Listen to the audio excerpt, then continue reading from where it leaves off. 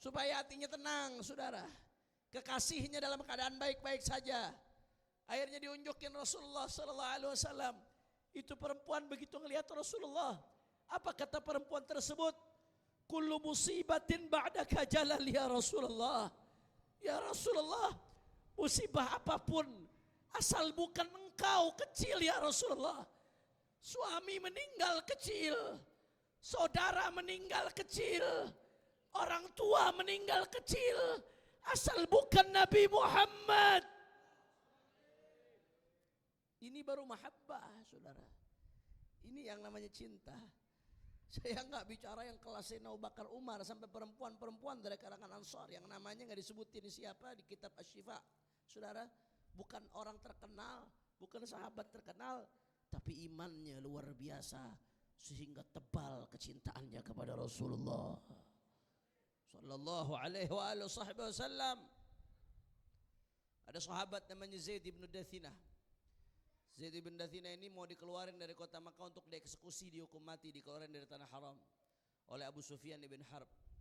Begitu udah siap-siap mau dipenggal kepalanya, ditanyain, anshuduka billah, madza tara law anna Muhammadan indana makanaka tudrabu unukuh wa anta jalisun baina ahlik.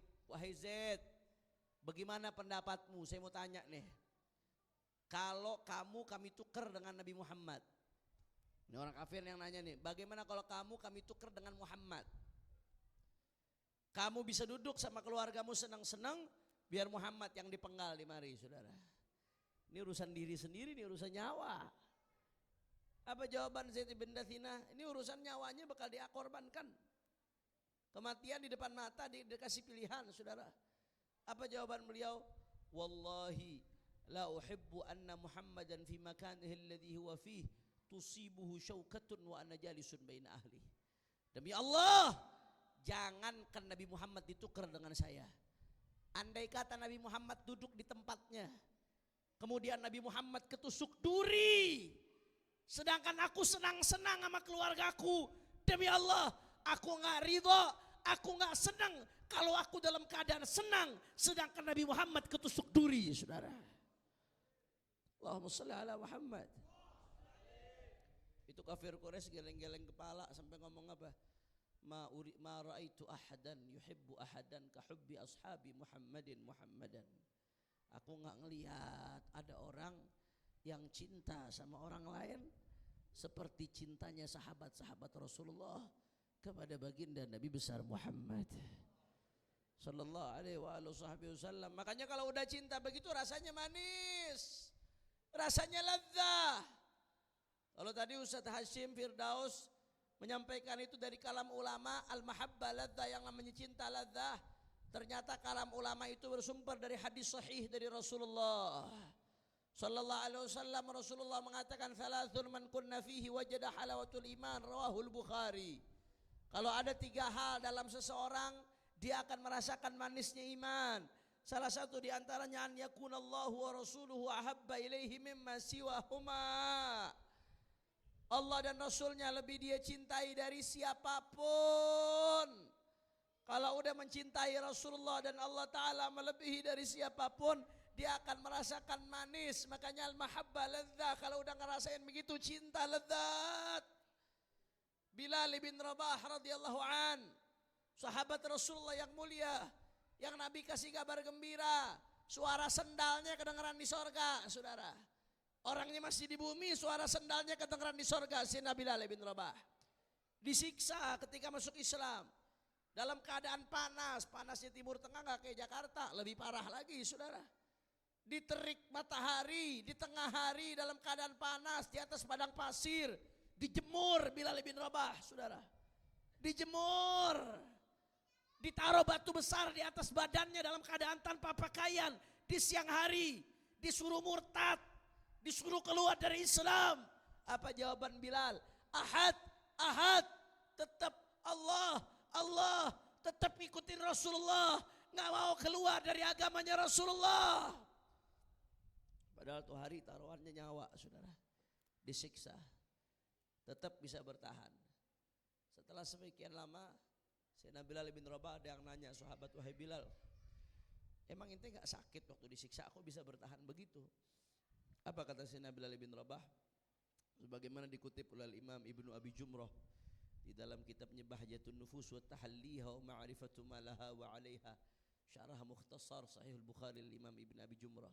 Saudara, kata Sayyidina Bilal bin Rabah, beliau mengatakan, ijtama'a indi alamul adab wa halawatul iman faghalabat halawatul iman.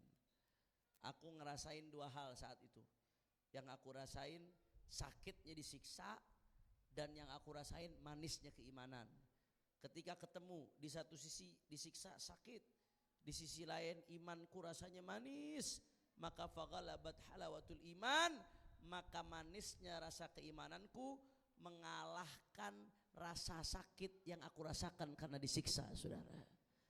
Allahumma shalli ala Muhammad. Allahumma shalli ala Muhammad. Udhkurus salata ala nabi. Masya Allah, dahsyat atau tidak? Dahsyat atau tidak? Luar biasa atau tidak? Itu baru cinta. Makanya saudara, saya nggak usah bicara kejauhan dah. Ahlan wa sahlan, kita ucapkan selamat datang buat guru kita Kiai Haji Ra'i. Ya Rasulullah, salamun alaik ni wa daraji.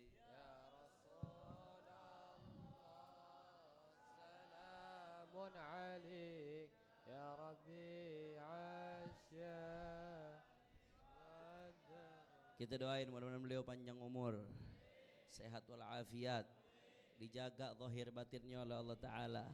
Amin ya Rabbal, amin ya Rabbal. Lanjut. Ini jam berapa nih? 2:10 Lanjut apa jangan? Ini kalau di sebelah sono jam segini bencong aja udah taubat ini, saudara. Orang Jatinegara jam segini masih lanjut. Saya pengen dengar dulu semangatnya. Takbir. Sallu ala nabi. Saudara, tadi itu seperti yang kita jelaskan, bagaimana para sahabat betul-betul konsekuen, konsisten mengamalkan apa yang disampaikan oleh Nabi. Kalau udah cinta sama Rasulullah SAW, maka gak sempurna keimanannya kecuali Rasulullah lebih dicintai dari keluarganya, orang-orang di sekitarnya, bahkan dirinya sendiri. Saudara, saya gak usah bicara kejauhan dah. Kalau kita mau ngorbanin diri sekarang kejauhan, orang-orang yang imannya tipis-tipis kayak kita, saudara, kejauhan. Kalau saya bicara ngorbanin keluarga, kejauhan. Minimal nih kita ngaku-ngaku cinta Nabi, masa gak bisa sih ngalahin rasa ngantuk buat ngejalanin perintahnya Rasulullah.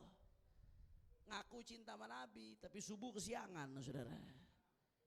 Banyak apa kagak yang begitu? Maulid sampai jam 1, subuhnya bablas. Ngaku cinta sama Nabi, mintanya surga Firdaus habis itu, saudara. Kef. Sahabat tarafnya ngorbanin diri, ngorbanin keluarga. Ente ngorbanin rasa ngantuk aja buat Nabi gak bisa. Terus ngaku cinta sama Nabi. Padahal Nabi udah bilang dalam hadis sahih, ketika Nabi SAW dzukir indahu rajulun nama an salati subhin, nama ila an asyraqatis syams. Rasulullah disebutin, ada orang ya Rasulullah, ada yang ngadu, tidur sampai matahari terbit ya Rasulullah. Bagaimana tuh dia ya Rasulullah? Salat subuhnya lewat, tidur sampai matahari terbit. Apa kata Nabi SAW? Dzaka rajulun bala syaitanu fi udunih. Kata Nabi, orang yang begitu setan kencing di kupingnya. Makanya nasihat didengerin susah. Kupingnya penuh dengan kencing setan, jadi jambannya setan, saudara. Kalau ada orang yang sholat subuhnya kesiangan, itu jambannya setan. Aku cinta sama Nabi tapi ngalahin rasa ngantuk aja buat Nabi gak bisa. Lebih cinta sama ngantuknya daripada perintah Rasulullah. Bohong ente, dusta. Ngaku cinta sama Rasulullah SAW, tapi ngalahin syahwat buat Rasulullah aja gak bisa. Masih lebih memilih muaskan syahwat mata daripada nurut sama perintah Rasulullah. Aku cinta Nabi, masih demen lihat yang haram, lihat yang buka-bukaan, lihat pornografi umatnya Rasulullah. Saya bicara ini karena saya prihatin Bapak Ibu sekalian atas data yang saya temukan. Saya dapat 2 data, saya lihat dari KPAI, Komisi Perlindungan Anak Indonesia, dan Kementerian Pemberdayaan Perempuan dan Anak Indonesia, saudara. Itu dari 2 itu saya dapat data bahwasanya, ini saya bicara belum orang yang gede ya, masih anak-anak nih, karena di masa anak-anak tuh di bawah 17 tahun tuh masa yang menentukan ke depannya, saudara. 68% dari anak-anak di Indonesia, 68% dari jumlah anak-anak Indonesia pernah mengakses konten pornografi, saudara. Itu yang laki-laki, belum yang perempuan. Yang perempuan 60% dari jumlah anak perempuan Indonesia pernah mengakses konten pornografi, saudara. Itu yang akses tuh. Dari yang akses gitu, yang kecanduan itu datanya jumlahnya lebih dari 5 juta orang. Itu yang anak-anak. Belum yang baba-baba, saudara. Belum yang dewasa. Yang begini umat Rasulullah ngakunya cinta sama Nabi Muhammad Sallallahu alaihi wasallam, padahal Bapak Ibu sekalian, ini saya kasih tahu nih, perhatiin baik-baik masyarakat, perhatiin baik-baik. Allah Subhanahu wa taala nyiptain otak buat kita manusia. Allah juga ciptain otak buat binatang. Makanya kalau lagi Idul Adha makan kambing bagian pala ada otaknya kadang-kadang, saudara. Enak juga tuh otak kambing tuh buat dipepes. Binatang juga punya otak, manusia juga punya otak, sama-sama punya otak. Cuman bedanya yang membedakan otak manusia dan otak binatang dari segi pembuatannya, saudara, dari segi anatomi tubuhnya. Itu di otak manusia ada satu bagian namanya PFC, prefrontal cortex. Dia adanya di bagian depan sini nih. Ente kalau nepok jidat nih pegang jidat masing-masing nih. Ini bagian sini nih ada bagian otak namanya prefrontal cortex. Itu yang membedakan otak manusia dengan otak binatang. Makanya ada bahasa dari penelitian, prefrontal cortex ini adalah panglimanya otak manusia, saudara. Dia yang mimpin kerja bagian-bagian otak yang lain. Dia yang ngatur arahnya. Celakanya ini bagian otak yang paling gampang rusak, prefrontal cortex. Paling rawan. Padahal dia fungsinya buat bedain mana benar mana salah. Padahal dia fungsinya buat bantu manusia ngebedain mana yang baik, mana yang buruk. Untuk membuat manusia bijak dalam mengambil keputusan. Itu bagian otak prefrontal cortex, disingkat PFC, bukan KFC, PFC. Deket-deket sama KFC itu, saudara, biar gampang ingetnya. Nah, bagaimana cara dia rusak? Para ilmuwan mengatakan dia akan rusak kalau otak banyak memproduksi dopamin.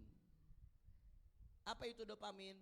Dopamin cairan yang keluar dari otak yang diakibatkan karena beberapa hal. Satu, di antaranya cairan itu diakibatkan karena mengkonsumsi narkoba. Orang kalau banyak konsumsi narkoba, narkotika, otaknya memproduksi dopamin. Begitu otaknya memproduksi dopamin, dopamin itu akan merendam PFC, prefrontal cortex. Lama-lama PFC-nya rusak. Makanya orang kalau narkoba, saudara, udah kecanduan, udah gak bisa ngontrol dirinya, berbuat seenak-enaknya, dibilangin kagak ngerti, udah gak bisa bijak dalam ngambil keputusan, ngaco-ngacoan, ngawur-ngawuran. Kenapa? PFC-nya rusak, saudara. Jelas apa kagak? Di antaranya yang ngerusak PFC ini yang Allah kasih ini, di antaranya apa lagi? Di antaranya narkolema. Apa? Apa itu narkolema, Habib? Narkoba lewat mata. Para ilmuwan nyebutnya narkolema, narkoba lewat mata. Apa itu narkoba lewat mata, Habib? Pornografi, saudara. Itu narkoba lewat mata. Kalau narkotika biasa ngerusaknya 3 titik yang ada di otak. Tapi narkolema itu ngerusaknya sampai 5 titik yang ada di otak, saudara. Kalau udah kecanduan. Bahkan ada ilmuwan melakukan